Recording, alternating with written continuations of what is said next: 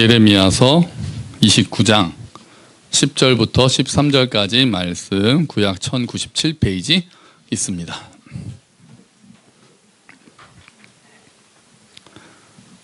찾으셨죠? 우리 한번 한 목소리로 읽겠습니다. 시작. 여호와께서 이와 같이 말씀하시니라. 바벨론에서 70년이 차면 내가 너희를 돌보고 나의 선한 말을 너희에게 성취하여 너희를 이곳으로 돌아오게 하리라. 여호와의 말씀이니라. 너희를 향한 나의 생각을 내가 안하니 평안이요 재앙이 아니니라. 너희에게 미래와 희망을 주는 것이리라. 너희가 내게 부르짖으며 내게 와서 기도하면 내가 너희들의 기도를 들을 것이요 너희가 온 마음으로 나를 구하면 나를 찾을 것이요 나를 만나리라. 아멘. 할렐루야. 네. 요 뒷부분 우리가 잘 알잖아요. 그죠? 11절부터는 우리가 외우는 말씀이었고 또 1년의 말씀으로 붙잡으신 분도 계시고요. 너희를 향한 나의 생각을 내가 아나니 평안이요 재앙이 아니니라.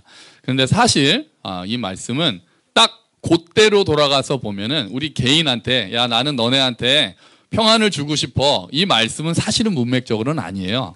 이거는 이스라엘이라는 나라의 상황을 보고 사실은 우리가 들어야 좀 더 정확하게 알 수가 있습니다. 그러면 이스라엘 상황을 한번 볼게요. 자, 여기 앞에 보시면 자, 이스라엘이라는 나라가 있었어요. 이제 우리 아이들도 있으니까 옛날에 이스라엘이라는 지금도 나라가 있는데 이스라엘이라는 나라가 남북으로 나뉘었다가 북쪽은 멸망하고 이제 남쪽만 있습니다. 그런데 어느 날 짜잔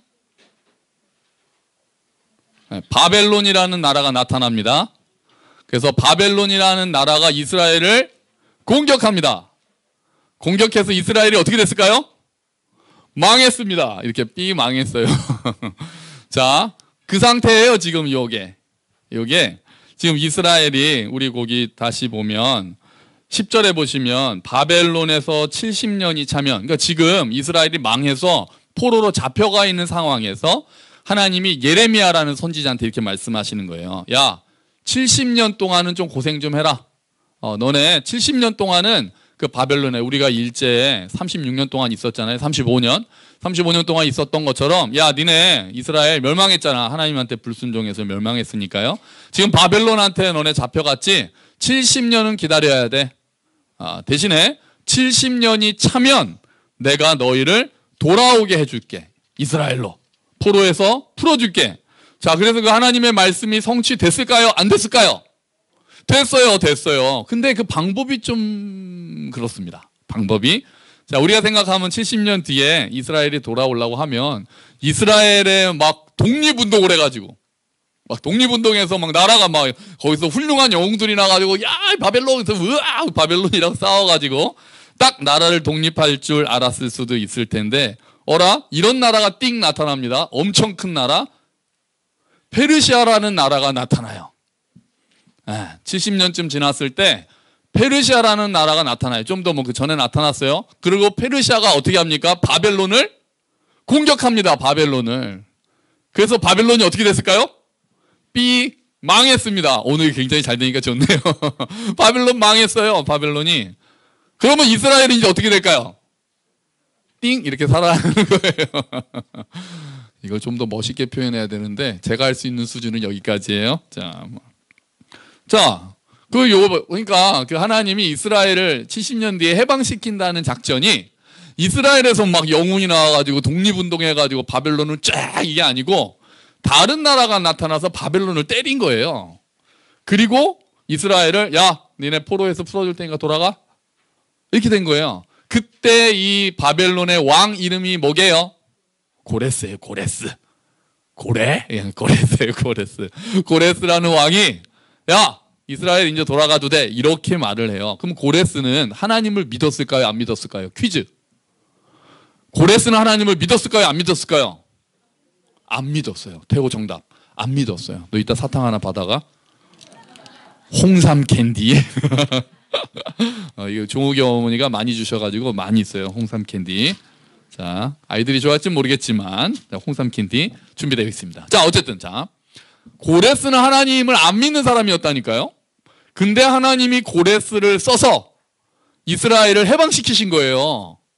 그런데 고레스를 쓰는 것 정도가 아니라 고레스를 뭐라고 부르시냐면은, 자, 우리 주보 한번 보세요. 주보에 보시면은, 자, 이사야서 45장 1절, 4절, 5절 한번 일단 읽어볼까요? 시작. 여호와께서 기름 부어 세우신 고레스에게 이렇게 말씀하셨다. 스톱! 여호와께서 뭐 한 고레스요? 기름 부어 고레스. 아니, 기름 부은다는 게 무슨 뜻인데요? 하나님이 왕으로 세운다는 거거든요. 메시아로 세운다는 거예요. 기름 부었다라는 말이 사실은 메시아란 말이에요. 예수 그리스도가 이 말이에요. 그러면은 하나님이 하나님을 모르는 고레스라는 사람을 하나님이 왕으로 세우셨다는 거예요. 직접. 아, 이상하네. 이상하지 않아요? 왜 하나님을 믿지 않는 고레스라는 사람을 하나님은 그렇게 하셨을까요? 그러니까 우리 생각하고 하나님 생각이 되게 달라요. 좀 멋있게 하려면 다윗 같은 사람이 나타나가지고 바벨론을 쫙 치고 딱 돼야죠. 근데 그렇게 안 하고 고레스라는 사람을 세운단 말이에요. 그러고 이렇게 말씀하세요. 계속 읽어볼까요? 내가 내 오른손을 붙들어 민족들을 물리치게 하고 왕들을 내 앞에서 무릎 꿇게 하겠다. 내가 가는 곳마다 문빗장을 열어주어 성문이 내 앞길을 막지 못하게 하겠다. 우와, 이건 뭐 다윗한테 하신 말씀 아니에요? 내가 내 오른손을 붙들러 민족들을 물리치게 하리라. 이거 완전히 다윗한테 하신 말씀이에요. 이거는 이스라엘 왕들한테 하시는 말씀이에요. 근데 고레스한테 내가 기름 부어서 너를 세웠고 너를 형통하게 하겠다 이렇게 말씀하시는 거예요. 아, 참 이상하시네 거참. 그런데 그 이유가 바로 다음에 나와요. 읽어볼까요? 내가 이렇게 하는 것은 내 종 야곱 백성을 위함이요 내가 선택한 백성 이스라엘을 위함이다. 아멘. 아, 하나님의 계획은 사실은 고레스를 위해서가 아니었어요. 이스라엘을 위해서 하나님을 알지도 못하는 이방 왕을 세워서 이스라엘을 해방시키는 게 하나님의 계획이었다고요. 계속 읽어보세요. 나는 내 이름으로 너를 불렀다. 내가 아직 나를 몰랐을 때 나는 내 이름으로 너를 불렀다. 나는 여호와다. 나 외에 다른 하나님은 없다.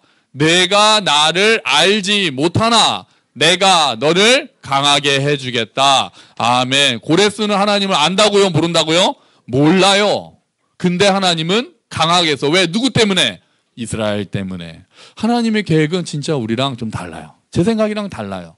하나님의 방법은 진짜 어떻게 어떤 사람을 쓰셔서 어떤 일을 이루실지를 잘 몰라요. 그래서 요새 그런 생각이 드는 거예요. 혹시 트럼프가 고레스인가? 아, 진짜요. 저 그런 생각 한다니까요. 저 트럼프 대통령 되게 싫어했잖아요. 근데 힐러리가 미국 대통령이었으면은 뭐 그런 거 안 했을 것 같아요. 왜냐하면 미국의 민주당은 인권을 굉장히 중요하게 생각해요. 그래서 만약에 북한이 만약에 김정은이 우리 뭐 회담하겠다 그래도 야, 니네 인권 문제 해결해 이런 식으로 얘기할 거라고요. 미국하고 중국이 맨날 그거 싸우잖아요. 그럼 아마 힐러리였으면 뭐 모르지만 뭐 이렇게 막 진전이 확 이상하게 되고 그러진 않았을 텐데 전혀 예측할 수 없는 트럼프라는 사람이 대통령이 되면서 이게 도대체 무슨 일이 일어나고 천지개벽이 일어나고 있는 거예요. 그래서 야, 이거 하나님이 트럼프를 고레스로 쓰시나 지금 뭐 확실하지는 않아요. 근데 뭐 그냥 제 추측에 제가 야, 이 정말 알 수 없네, 알 수 없어. 자, 어제가 아니죠. 아주 그저께죠. 남북 정상회담이 있었어요. 야, 뭐 진짜 뭐 몇 개월 사이에 정신을 못 차리겠습니다. 그죠?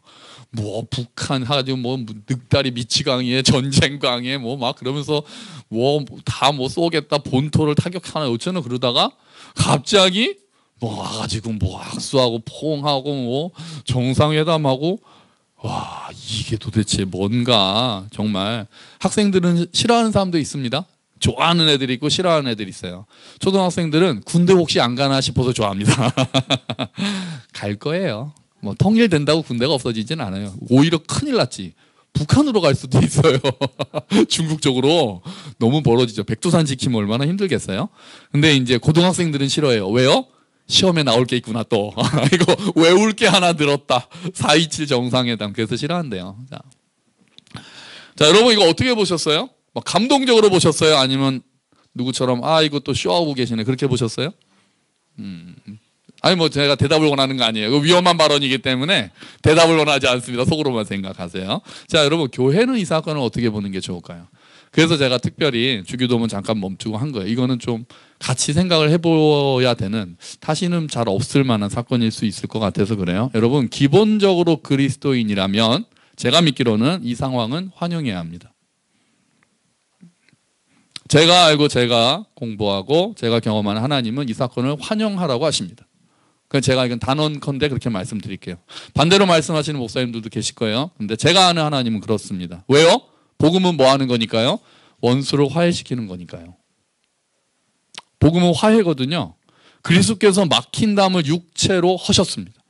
성경에서 말하는 그리스도께서 담을 다 헐어버리셨다는 거예요. 처음에 누구와 누구 사이의 담을 헐어버리셨죠? 누구와 누구 사이의 담이요? 이건 꺼주세요. 다시 올려주세요. 이거 한 장 올려주세요. 자, 이거는 그래서 하나님과 인간 사이의 담을 허셨어요. 그 다음에는요, 사람과 사람 사이의 담도 허셨어요. 복음은 그런 거예요. 막힌 담이 헐어지는 게 그리스도의 복음이에요. 그리고 나서 우리를 뭘로 부르셨어요? 화평케 하는 자로 부르셨어요. 영어로 뭐라 그럽니까? 피스메이커. 우리를 피스메이커로 부르셨다고요. 그렇기 때문에 우리는 기본적으로 평화를 추구하는 게 맞아요. 평화를 추구해요. 자, 물론 그렇다고 해서 이상적으로 막 감정 이런 얘기는 아니에요. 또 무조건 신뢰하고 이것도 당연히 아니에요. 앞으로 갈 길도 멀고 또 무슨 꼼수가 있을지 알 수 없는 것도 당연합니다. 그동안 우리가 한두 번 당했습니까? 그렇다고 해도 정말 얘네가 진짜 마음을 연 건지 정말 핵을 포기할지 잘 모르겠고 트럼프랑은 무슨 소리를 할지 잘 모르겠어요. 하지만 냉정하게 현실을 보고 비판할 거는 비판하는 건 맞지만 또 이게 실제적으로 어떻게 구체적으로 평화로 이루어질지는 우리가 감시해야 되는 건 맞아요. 맞지만 난 무조건 싫어. 꼴보기 싫어. 이건 그리스도인의 자세가 아니에요. 문재인도 싫고 김정은도 싫고 저렇게 둘이 어쩌고저쩌고 쇼하는 거 난 싫어. 그리스도인이라면 이렇게 하면 안 됩니다. 안 돼요. 적어도 함께 걷는 교회의 그리스도인은 그럴 수가 없어요. 왜요? 하나님이 그걸 원하시지 않아요. 정치적 성향이나 관계없어요. 진보 보수 상관없어요. 좌파 우파 전혀 상관없어요. 화해하는 장면에서 무조건 난 싫어. 이유 불문하고. 저거 조심해야 돼. 좋아요. 이거 아주 좋은 태도예요. 조심해야 돼. 저거 속으면 안 돼. 저거 그냥 보면 안 돼. 감시해야 돼. 앞으로 잘 되는지 봐야 돼. 지켜봐야 돼. 눈은 똑바로 뜨고 봐야 돼. 맞아요. 이거는 좋은 태도예요. 그리고 그 안에서는 정치적 성향에 따라서 좀 더 감동적으로 보는 분도 계시고 좀 더 냉철하게 비판적으로 보는 분 계시고 그건 당연해요. 그건 그리스도 안에서 할 수 있어요. 근데 난 무조건 꼴보기 싫어. 쇼하고 자빠졌네. 이거는 옳은 태도가 아니죠. 막힌 담을 허시는 그리스도 안에서 일어날 태도는 아닌 거예요. 그냥 무조건 싫어. 이거는 맞지 않아요. 가정에서도 마찬가지고 직장에서도 마찬가지고 이웃 간의 관계도 마찬가지입니다. 저 사람 싫어. 저 사람 대화 안 돼. 무조건 싫어. 난 안 할 거야. 상종 안 할 거야. 이거는 하나님께서 우리를 화평케 하는 자로 부르신 사명과 관계없는 삶이에요. 그거는 내 생각대로 하는 삶이에요. 예수를 믿는다고 하면서 내 마음대로 예수를 믿고 있는 삶이 그래요. 누군가 벽을 세우고 누군가 그게 누구라 할지라도 정의를 실현하는 거랑 관계없이 잘못된 거를 지적하고 정의를 세우는 거는 맞아요. 그거는 해야 돼요. 그런데 내가 마음의 벽을 세우는 건 다른 문제잖아요. 그건 다른 문제잖아요. 그냥 무조건 다 싣고 제가 하는 거는 하나부터 열까지 다 싣고 콩으로 매줄 쓴다고 해도 안 믿고 그건 그리스도인의 태도가 아니죠. 아니에요. 사안별로 생각해야 되고 기본적으로 화해를 하려고 할 때는 받아들이는 것이 그리스도인이 마땅히 가져야 할 태도입니다. 자, 이 기회에 좀 더 얘기해 볼까요? 여러분, 교회는 좌파입니까? 우파입니까? 진보입니까? 보수입니까? 우리는 좌파도 우파도 아니죠. 우리는 누구 파입니까? 하나님 파죠. 무슨 좌파 우파가 교회 안에서 하나님 파입니다. 하나님 파. 하나님 말씀에 비춰서 보수가 잘못하면 보수를 비판해야 되고 진보가 잘못하면 진보를 비판해야 되는 게 맞는 거죠. 우리의 기준은 하나님 말씀이 돼야지 나의 정치적 성향, 나의 개인적인 경험이 기준이 되는 게 아니에요. 그 싸움이 얼마나 어려운지 아십니까? 저는 이런 걸 봤으면 좋겠어요. 진보였던 사람이 예수를 믿고 보니까 야 보수가 맞네. 저 이런 거 봤으면 좋겠어요. 반대로 보수였던 분이 예수를 믿고 나니까 진보가 맞는 것 같네. 전 이런 걸 좀 봤으면 좋겠어요. 무슨 말이에요? 진보가 옳다 보수가 옳다에 관계없이 예수를 믿었더니 그동안 내가 생각한 게 잘못됐구나 라는 거를 경험해 봤으면 좋겠다는 거예요. 그게 어느 쪽이든. 예수 때문에 내 생각이 바뀌는 경험. 이게 옳다고 생각하는데 이게 아니었다는 거를 뒤집어지는 경험. 내 가치관이 바뀌는 경험. 그게 예수 안에서 새 사람이라는 겁니다. 그냥 내가 영혼이 구원받는 정도가 아니에요. 예수를 믿는 건. 그거는 나의 정치적인 성향, 나의 사람을 대하는 태도, 내 인생을 보는 가치관, 이게 다 바뀌는 거예요. 예수를 믿는다는 거는. 하나님이 주인 된다는 거는. 나는 옛날에 진보도 다 옳다고 생각하는데 진보도 문제 있네. 성경에 비춰보니까 이건 진보가 틀렸네. 나는 정치적으로 보수였는데 이 성경에 보니까 이건 보수가 틀렸네. 이 말은 진보가 맞네. 이런 일이 일어나는 게 맞는 거예요. 그게 하나님 중심의 삶이죠. 왜 하나님을 믿는다고 하면서 정치적인 성향은 똑같이 갑니까? 왜 그게 하나님 말씀에 맞는지 기준을 세우고 판단하기보다는 내가 싫고 좋고로 그냥 판단해 버립니까? 이명박이 무조건 싫어요? 문재인은 무조건 싫어요? 그게 그리스도인의 태도입니까? 아니죠. 아니죠. 그 사람들이 어떤 정책을 하고 어떤 잘못을 하고 그것은 하나님의 말씀에 비춰서 어떤가를 생각을 하고 그거는 얘가 맞고 그거는 얘가 틀리네. 그거는 얘가 맞고 그거는 얘가 틀리네. 그거는 민주당이 맞네. 그거는 한국당이 맞네. 이렇게 생각하는 게 그리스도인의 바른 자세죠. 그런데 언제부턴가 교회도 진영 논리에 빠져서 무조건 이쪽 편, 무조건 이쪽 편. 목사님들도 무조건 여기 찍어라. 무조건 여기 찍어라. 무조건 촛불 들고 나가라. 무조건 태극기 들고 나가라. 아닙니다. 아니에요. 하나님 보시기에는 맞지 않는 데도요. 구약에도 두 가지가 다 있었어요. 구약에도 보면 제사장들이 있었어요. 제사장들은 보수입니다. 제사장들은 보수예요. 제사장들은 기득권, 기득권이라기보다는 질서를 유지하는 일에 관심 있는 사람들이에요. 예배를 세우고 나라의 기틀을 세우고 그 사람들이 나라를 안정시키는 사람들이에요. 그래서 하나님께 예배하는 걸 중요하게 생각하죠. 그런데 그러다가 예배가 형식적이 되기 시작했어요. 제사장들이 타락하면서 그러면서 그 결과가 어떻게 났어요? 예배는 하나님이 계시지 않는 종교쇼로 바뀌었어요. 그렇다니 결과가 어떻게 난 줄 아세요? 빈부의 격차가 심해집니다. 이스라엘에. 예언서를 보시면 빈부의 격차에 대해서 얼마나 뭐라고 그러는데요. 무신론하고 우상숭배랑 빈부의 격차가 거의 똑같아요. 예언서에는.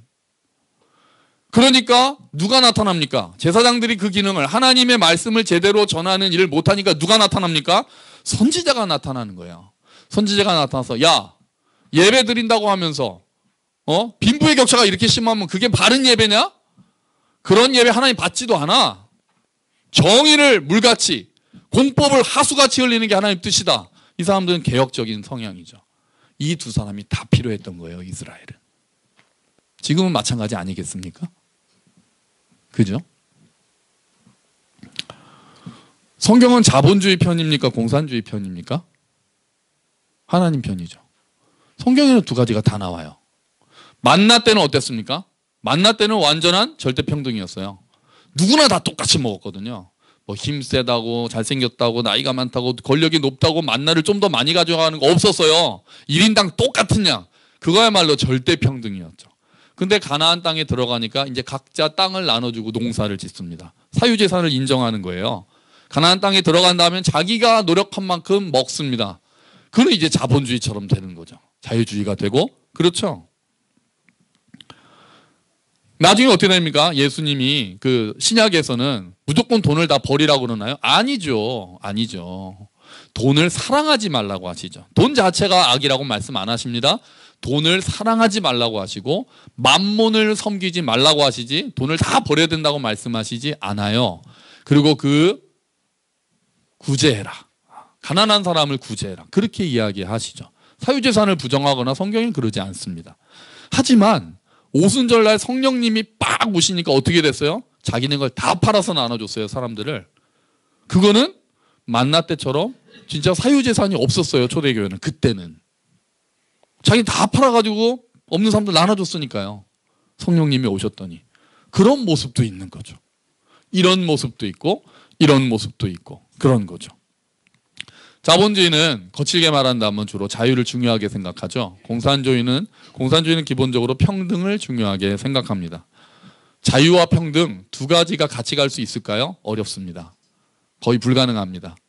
자유를 보장하게 되면 불평등이 당연히 생깁니다. 당연하죠. 능력이 다르고 기회가 다르고 환경이 다른데 어떻게 다 평등할 수 있습니까? 자유를 중요하게 생각할수록 불평등은 어쩔 수 없다고 생각하는 게 당연합니다. 평등을 중요하게 생각하면 자유가 억압되는 것도 당연합니다. 발전도 사라집니다. 아무리 내 능력대로 열심히 일해봐야 다 똑같이 나눈다면 누가 열심히 일하겠습니까? 인간은 다 죄인인데요. 그건 너무 공산주의는 사람에 대해서 낙관적으로 생각하고 있거든요. 공동체를 위해서 다 희생할 줄 아는데 저는 그렇게 보지 않습니다. 성경이 말하는 인간은 다 죄인이니까, 다 자기 이익을 추구하니까요. 그러니까 평등을 중요하게 너무 평등을 절대화하면은 사람들의 또 자유를 억압하게 됩니다. 그것도 정말 안 좋죠. 그 두 개가 양립하기가 어렵습니다. 거기서 어떻게 균형을 잡느냐의 문제가 정치가 할 일이 되는 거죠. 여러분, 공산정권을 왜 반대합니까? 저는 사유재산을 부정해서 반대하지 않습니다.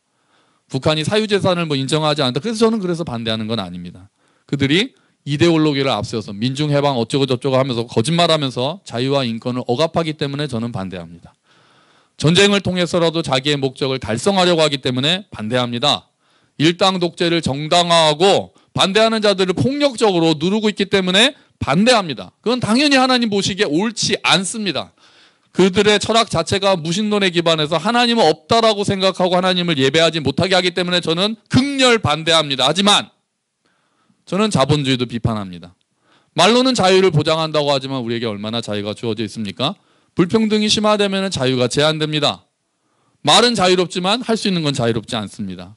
하나님의 형상으로 지으심을 받은 사람들의 가치가 돈으로 매겨집니다. 이 또한 하나님이 보시기에는 옳지 않죠. 무신론이요? 이제는 비슷합니다. 공산주의라서 신을 부정하고 자유주의, 자본주의는 신을 부정하지 않습니까? 아니요. 이제는 자본주의도 자유주의도 하나님이 안 계시다라고 하는 세계관이 이미는 다 물들어 있습니다. 그래서 저는 자본주의 또한 마땅히 비판해야 된다고 생각합니다. 둘 다 하나님 보시기에 옳지 않은 방향이 너무나도 많이 물들어 있기 때문입니다. 여러분, 교회는 하나님 나라의 가치관에 따라서 사안을 분별하고 정의와 평화, 자유와 평등의 관점에서 바라봐야 합니다. 모든 일들을. 내가 이미 가지고 있는 정치적 성향에 따라서 이미 딱 결정된 다음에 판단하려고 하면 안 됩니다. 신문이나 뉴스도 골고루 봐야 됩니다. TV조선만 계속 보면은 그 말이 다 맞는 줄 압니다. JTBC가 계속 보면은 그 말만 다 맞는 줄 압니다. 팟캐스트만 계속 들으면 그 말이 다 맞는 줄 압니다. 어떻게 예수를 믿는 사람들이 그럴 수가 있습니까? 그러면 안 됩니다. 왜 예수님이 나의 정치적 성향보다 밑에 들어갑니까? 그러면 안 됩니다. 예수님은 항상 우리의 생각을 완전히 깨시는 분이거든요. 내가 옳다고 생각했던 가치관을 뒤집으시는 분이거든요. 그러면서 뭐라고 합니까? 우리는 예수님을 주님이라고 부르잖아요. 예수님이 TV조선이랑 다른 말 하시면 어쩔 겁니까? 예수님이 팟캐스트랑 다른 말씀 하시면 어떻게 할 겁니까? 그건 예수님 말씀이고 나는 내가 믿는 대로 가겠다 하실 겁니까?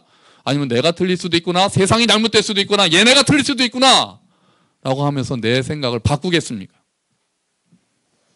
우리는 하나님 나라를 중요하게 생각해야 되는 거 아닙니까? 어떤 게 더 하나님 뜻에 맞는지 고민해야 되는 거 아닙니까? 한쪽은 무조건 맞고 한쪽은 무조건 틀립니까? 아니죠. 다른 이야기를 듣지 않고 계속 자기가 좋아하는 것만 보면은 그게 다 진리인 줄 알아서 어디에 빠집니까? 무지에 빠집니다. 독선에 빠집니다. 교만에 빠집니다. 그리고 교만은 가장 큰 죄입니다.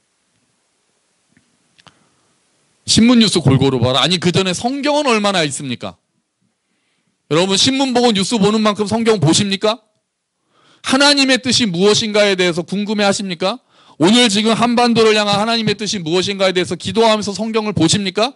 아니면 신문만 드립다 보고 TV만 드립다 보고 내가 좋아하는 뉴스만 드립다 보면서 하나님의 뜻은 모르고 내가 가지고 있는 생각만 계속해서 반복하고 있습니까? 내가 좋아하는 사람들하고만 이야기를 합니까? 우리는 성경을 기준으로 생각해야 되는 사람들입니다. 그런데 그 성경조차도 다양하게 해석을 할 수 있으니 생각이 다른 사람들이 마음을 열고 대화를 해야 되는 겁니다. 예수를 주로 모신다는 사람들이 마음을 열고 겸손하게 대화를 해야 되는 게 맞는 겁니다. 나 혼자는 하나님의 뜻을 다 분별할 수 없기 때문에, 어떤 신령한 사람도 하나님의 뜻을 온전히 다 분별할 수는 없기 때문에, 어떤 아무리 유명한 목사님, 아무리 신령해 보이는 목사님, 아무리 기도 많이 하는 목사님이라고 할지라도 정치적 이야기를 할 때는 틀릴 가능성이 많다는 것을 우리가 생각해야 됩니다. 그래서 교회 안에서는 오히려 정치적 이야기가 활발하게 되는 게 맞습니다. 그게 너무 어렵잖아요. 예수를 주로 모시는데 그거보다는 나랑 정치적 색깔이 같으냐 다르냐를 가지고 그렇게 첨예하게 서로 상대방 말은 하나도 안 듣고 싸우고 있으니 복음보다 그게 더 위에 있는 거 아닙니까? 경청해야죠. 토론해야죠. 대화해야죠. 겸손하게 들어야죠. 그렇게 해서 같이 고민해야죠. 성경은 뭐라고 말하는가? 하나님은 어떻게 생각하시는가? 우리가 그렇게 하는 게 마땅합니다. 여러분, 우리가 원하는 나라는 공산주의 나라도 자본주의 나라도 아닙니다. 우리가 원하는 나라는 하나님 나라입니다. 우리는 하나님 나라를 원하는 거죠. 그 나라는 어떤 모습입니까? 그 나라는 그림처럼 그 나라를 보여주는 구절이 오늘 주보에 있습니다. 주보 미가서 4장 3절 4절에 정말 그 나라는 이런 나라다 그러면서 멋지게 보여주는 구절이 거기 나옵니다. 같이 읽어볼까요? 주님께서 민족들 사이의 분쟁을 판결하시고 원근 각처에 있는 열강 사이의 갈등을 해결하실 것이니 나라마다 칼을 쳐서 보습을 만들고 창을 쳐서 낫을 만들 것이며 나라와 나라가 칼을 들고 서로를 치지 않을 것이며 다시는 군사훈련도 하지 않을 것이다. 사람마다 자기 포도나무와 무화과나무 아래 앉아서 평화롭게 살 것이다. 사람마다 아무런 위협을 받지 않으면서 살 것이다. 이것은 만군의 주님께서 약속하신 것이다. 아멘. 우와, 정말 좋지 않습니까? 네? 민족들 사이의 분쟁이 해결되고 칼, 이제 전쟁이 없어지니까 칼도 다 없애고 다 낫으로 바꾸고 농기구로 바꾸고 서로 싸우지도 않고 군사훈련도 안 하고 각자 자기 나무 아래 앉아서 평화롭게 지내고 아무런 위협도 받지 않고 이런 나라, 우리가 꿈꾸는 건 이런 나라죠. 전쟁의 위협에서 벗어나서 평화롭게 사는 나라, 자유가 존중되고 자기의 몫을 정당하게 누리는 나라, 정의가 세워지면서 동시에 사랑도 실천되는 나라, 무엇보다 하나님을 자유롭게 예배하고 그 하나님께 순종하는 나라, 그게 우리가 꿈꾸는 하나님 나라가 되어야 합니다. 그거를 방해하고 반대하는 것에 대해서 우리가 반대해야 되는 겁니다. 물론 이런 나라는 그리스도께서 다시 오시기 전까지 완전히 실현되지는 않을 겁니다. 하지만 우리는 어떤 사람들이에요? 이 땅에 이미 하나님의 나라가 시작됐다고 믿는 사람들입니다. 그렇기 때문에 우리는 오늘 순종하고 오늘 기도하고 오늘 일하는 겁니다. 오늘 아까 우리 성경 본문 다시 한번 보시겠어요? 예레미야서. 예레미야서 아까 29장 10절이었죠? 예레미야서 29장 10절. 자, 우리 먼저 10절만 한번 읽어볼까요? 시작. 여호와께서 이와 같이 말씀하시니라. 바벨론에서 70년이 차면 내가 너희를 돌보고 나의 선한 말을 너희에게 성취하여 너희를 이곳으로 돌아오게 하리라. 아멘. 이건 하나님의 뭡니까? 약속이죠. 하나님이 약속하시면 우리는 기도 안 해도 될까요? 그렇지가 않아요. 여기 그대로 있어요. 다시 한번 이제 12절 한번 읽어볼까요? 같이 읽겠습니다. 너희가 내게 부르짖으며 내게 와서 기도하면 내가 너희들의 기도를 들을 것이요. 아멘. 그 같은 말씀이 그 안에 다 들어있잖아요. 하나님이 약속하셨지만 그것을 실현하기 위해서 너희들은 기도해라. 너희가 기도하면 내가 듣겠다. 야, 내가 할 거니까 니는 기도할 필요 없어. 그냥 가만히 있으면 내가 다 해줄게. 그것도 아니고 우리가 열심히 기도하면 하나님이 막 하시겠지. 그것도 아니에요. 하나님은 약속하시고 우리는 기도로 그거를 실현하는 거예요. 성경에 두 가지가 다 있습니다. 그러니까 우리가 아까 하나님 나라에 대한 꿈을 꾼다면 우리는 뭘 해야 되겠습니까? 기도해야 합니다. 기도해야 합니다. 나라를 위해서 기도해야 합니다. 독일의 통일이 성 니콜라스 교회에 있었던 기도에서 출발되었다는 것은 그냥 역사적으로도 인정하는 사건입니다.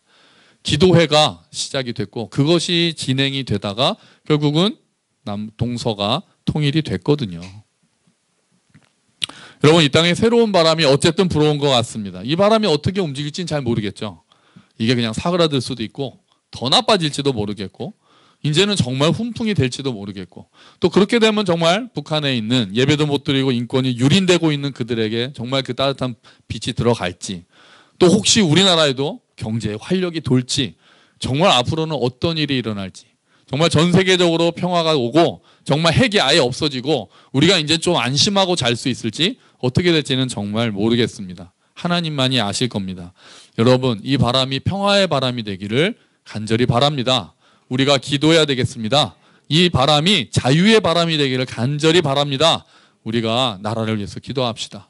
내 생각을 내려놓고 뭐 이거 하면 안 돼, 이거 하면 안 돼 하기 전에 하나님의 원하시는 뜻은 무엇입니까? 여쭤보고 말씀에서는 정말 어떻게 우리가 태도를 가져야 되는지 지혜를 구하고 또 함께 기도하면서 이야기하고 그렇게 해서 정말 하나님께서 만약에 우리에게 정말 평화를 주시는 거라면 우리가 기도함으로써 지혜롭게 분별하고 그리고 마음을 모으고 정말 통일 자체가 되느냐 마느냐가 아니라 양쪽에 있는 백성들, 국민들이 모두 자유를 누리고 평화를 누리고 정의를 경험하는 그런 나라가 됐으면 좋겠습니다. 하나님이 원하시는 나라가 이 땅에 임하기를 우리가 주기도문 했잖아요. 아버지의 나라가 오게 하시며 우린 그렇게 기도하는 거죠. 어떤 정치 체제로 하라는 게 아니죠. 아버지의 나라가 임하기를 원하는 겁니다. 그리고 그러기 위해서 구체적으로는 어떻게 할지는 우리가 지혜롭게 분별해야 되는 거죠. 여러분, 아버지의 나라가 오기를 기도하는 내 생각을 접고 내가 좋아하는 사람이든 내가 싫어하는 사람이든 상관없이 고레스를 세워서 쓰셨던 하나님께서 또 어떤 사람을 통해서 예상치 못한 일을 벌이실지 기대하는 마음으로 내 뜻을 접는 마음으로 하나님께 기도하고 나아가는 그래서 우리가 이 땅의 평화의 일에 동참하게 되는 자유의 일에 동참하게 되는 저와 여러분이 되시기를 주의 이름으로 축원합니다. 아멘. 같이 기도합시다.